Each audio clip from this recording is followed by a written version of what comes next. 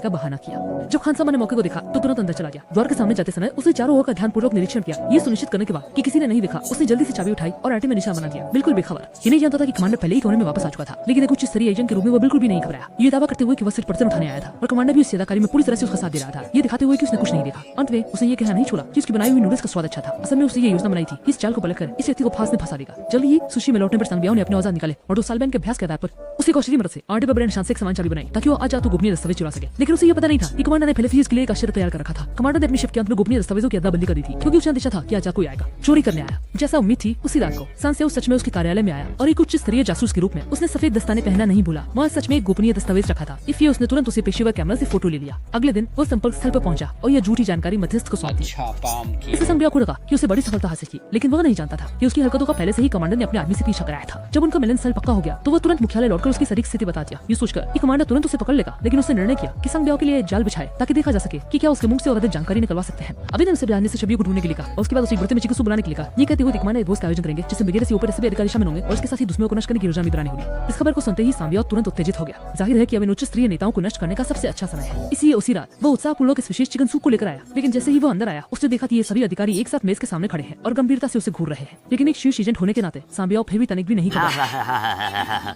Chicken soup आ गया।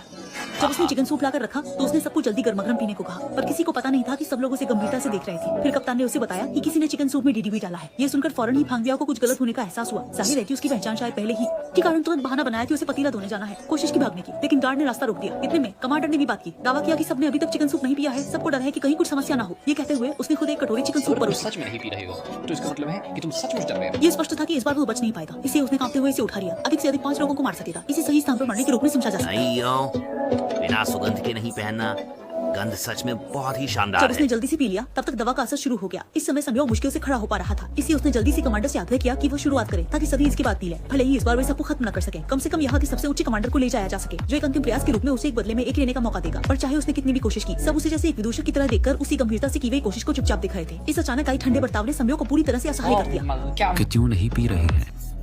ये कहते हुए उसने हथगोला उठा लिया और यहाँ सब कुछ नष्ट करने की तैयारी करने लगा। मैं ही दमिंग का टॉप ग्रेनेड हूँ, चोंकिंग मिलिट्री यूनिफिकेशन और ग्रेट जापान का वरिष्ठ द्वितीय श्रेणी एजेंट, कोड नाम पांगोलिन, श्रीमान धमकी। मेरा काम पूरा हो गया लेकिन है। जैसे ही उसने फ्यूज खींचा, हाथ में बम केवल धुआं छोड़ रहा था, फटा ही नहीं। यह देखकर पहेली सुलझाने वाला व्यक्ति चौंक गया। असल में यह हाथ बम पहले से ही बदल दिया गया था। दादी, मुझे ये क्या खिला रही है? थोड़ा और जोर जैसे ही दीजिए। वह उत्तेजित हुआ, उसके शरीर के अंदर का विष पल भर में असर करने लगा। इस तरह हमारे सैन्य अधिकारी ने बिना एक शब्द कहे एक पीढ़ी के उच्च स्तरीय गुप्तचर चोनचांजिया को विदा दिया। फिल्म यहीं समाप्त होती है। ये कहानी हमें बताती है कि ठंडा व्यवहार वाकई बहुत खतरनाक होता है।